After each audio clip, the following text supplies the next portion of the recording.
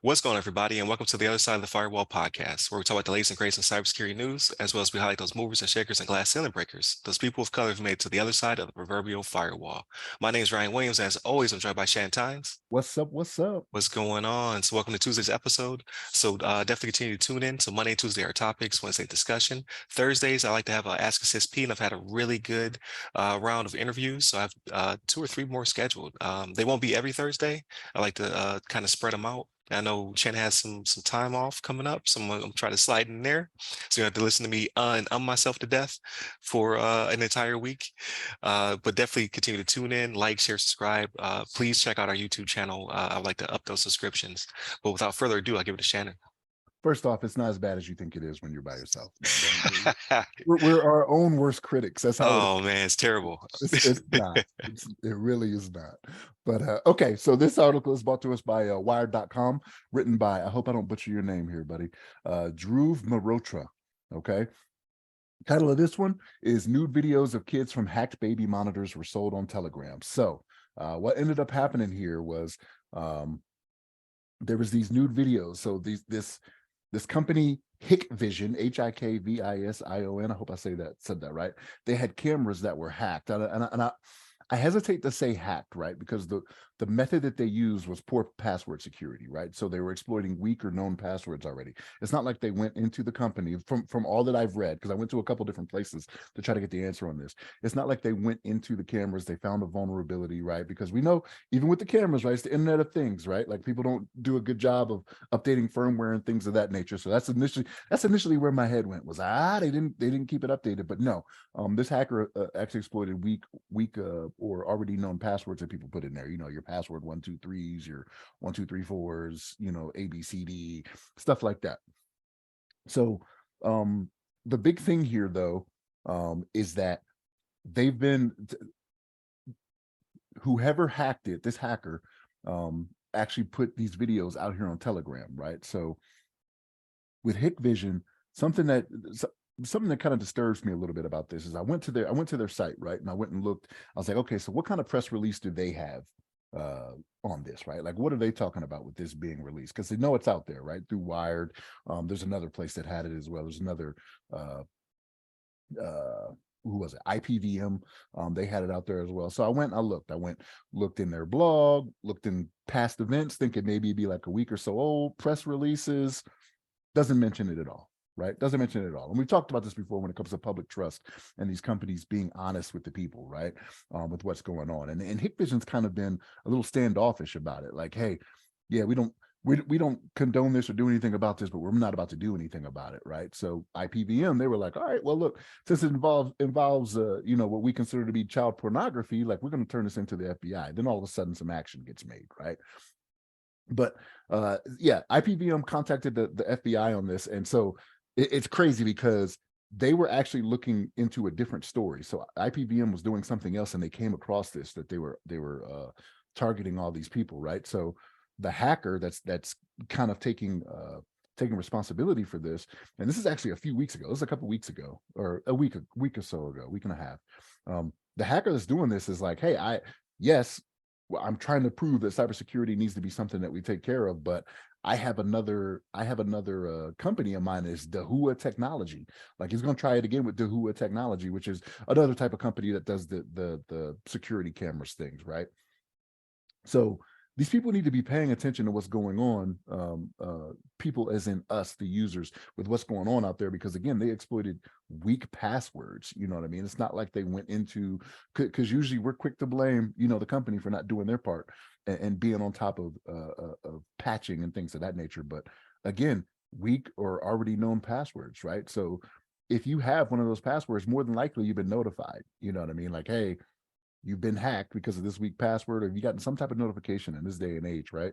But that's not stopping people from putting them in there. And again, this was 500,000 Hikvision cameras that this hacker was able to exploit. So the fact that it was young children and it's child pornography, and it's not just child pornography too. They have some that were so apparently they have these cameras in gynecologist offices too, or something like that. Apparently, What? I Yeah, read I at one didn't. of them. Yeah, I was like, I didn't think that would be a thing. Like that's a medical facility, but they would title the camera feed because again they're selling it on Telegram. Hey, uh, children's rooms, gynecological and stuff like that. And I'm like, come on, man, like this is ridiculous. Like and so I don't know. This is one of those things people we need to do better, right? Like we know a weak password. And I know with some of the Apple products, like I'm new to Apple, but like it'll tell you if it's a weak or known password depending on what you're doing in some instances, right? It'll say, hey,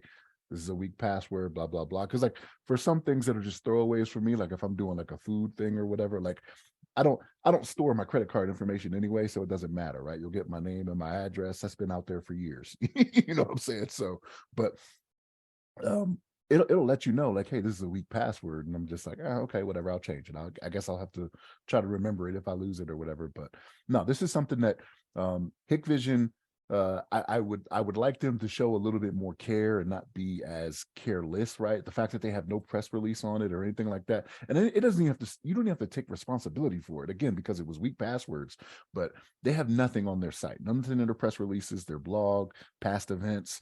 They got one called Success Stories. This wouldn't be one of them, but but Ryan, what's your thoughts on this? Yeah, I didn't like the laissez-faire response either. Just like, we'll look into this. This is just not being brought to our attention. Like, no, it wasn't. They brought it to your attention before. You just didn't want to take any credit for this massive breach. So it can go a lot of different ways, right? Like first off, I like to say this is a perfect example of why we shouldn't have passwords anymore. Should have the passwordless future cannot come soon enough. People just can't be trusted with their own security in this regard, right? Like you have to take a little bit off their plate because, like you said, they're using the password 123s or password as password, things of that nature, or another million things that we already know to be bad passwords. But thing number two, I would say it's the in-home surveillance thing. Like I'm guilty of it as well, right? Like so for our first two kids, the camera monitors didn't even exist, but we did have baby monitors. And like sometimes you pick up the neighbor's monitor if they use the same frequency as you, right? So that's like like old school, not really trying to hack people, but you could listen to baby monitors back in the day because they're fairly simple, uh, uh, kind of like walkie-talkies that are always on. Um, but you typically don't have them on just all day, right? You would unplug it, or well, like, at least I would. I would unplug it if the kid's not in the room, then I don't need to hear it. It's more for like overnight security type situation. But then with the youngest, the video cameras came out, and then barely used it because it was kind of like I can hear them. Why do I need to see them? You know what I mean? Like, but I get that because you don't want your kid to potentially be an uncomfortable situation, right? Like all bunched up in a corner, or they don't have a blanket on, or there's a billion different reasons why you might want to be able to see the kid. So make funny noises. You just want to have a visual representation. I'm already running to the room, right? But um, I get it. But then if you're going to do that, then you have to kind of be cognizant, like, because the only way they're going to get unfortunately, these pornographic pictures is outside of the crib, right? This is you getting your kid changed or giving them a bath and then, getting them dressed, things of that nature. So like during those times, maybe you should also cut the camera off, right? Just I don't think it needs to always be on. It's this issue I have with it. Like it should be like an overnight thing at most. But again, it's your house. You do what you want. But the more cameras you have in your house, the more uh, uh, insight people can have into your home. There's a ADT commercial I want to say, or one of those, or Safe Light, or no, is it Safe Light? I forget. There's a commercial where criminals like are thanking you for not having a certain type of appliance or a certain type of company. Like, oh, well, thanks for not having this.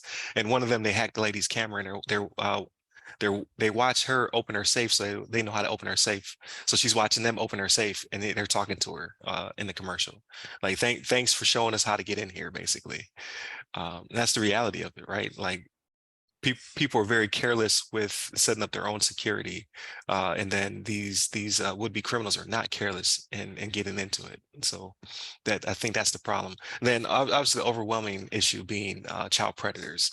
Like those people should be locked up underneath the jail. But the problem is, it's too late, right? They already have the material. They've already got the stuff. So like obviously deviance outweighs all the rest of it. Like there should be no need for you to have to secure your stuff, because these people shouldn't be in the frame of mind or the behaviors that they're exhibiting. But can't change that. But you can change. It's not having a camera in your house. Or if you do have a camera in your house, secure it properly. That's all I'm saying. And not to stoke fear, like it was a couple of years ago, it was 2021. There was an ADT technician, like the alarm company, that was actually looking in on people's cameras. He was, getting gratification, from it, Yeah. from him watching people in their homes or doing whatever, right? But like, so it's not to say that I hear you in like not having the camera is probably the best thing. It's like abstinence, right? That's the only way to prevent pregnancy.